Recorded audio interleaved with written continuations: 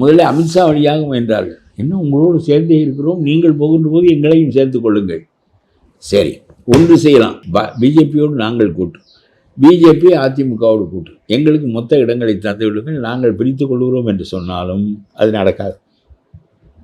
அது எடப்பாடி முதல்ல பிஜேபியை சேர்த்து கொள்வதற்கே முக்கிய முனையை சேர்த்து கொள்கிறார். அப்புறம் அவரோடு வருகிற வாண்டுகளை எல்லாம் எங்கே சேர்த்து கொள்வது? நடக்காது. திமுக காரன் இவர்களுக்கு வேலை செய்வான், அதிமுக காரன் வேலை செய்வானா என்று சொல்ல முடியாது. எதிரியாக இருக்கின்ற வரையிலும் பிஜேபியோடு இவர்கள் தன்னுடைய இடங்களை பிஜேபி பகிர்ந்து கொடுத்தாலும் இவர்களுக்கு அவர்கள் வேலை செய்ய மாட்டார்கள்.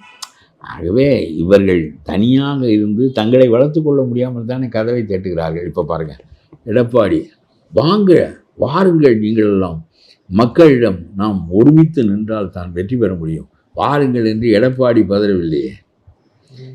ஒருமித்து நின்றால் தான் வெற்றி பெற முடியும் என்று குதிரையை ஓட்ட முடியாதவர்கள், நொண்டி குதிரை வைத்திருப்பவர்கள் தான் பேசுகிறார்களே தவிர அவர்கள் பேசவில்லையே. நீங்களெல்லாம் வாருங்கள், எல்லாவற்றால் வெற்றி பெற முடியாது என்று அவர் சொல்லவே இல்லை. அவர் பாட்டுக்கு அவருடைய கட்சியை கூட்டத்தை வளர்த்து கொண்டு அவர் பாட்டுக்கு போய் கொண்டிருக்கிறார். இவர்கள் நாங்கள் இல்லாமல் அதிமுக பலவீனப்பட்டு விட்டது, எங்களை சேர்த்து கொள்ளுங்கள்.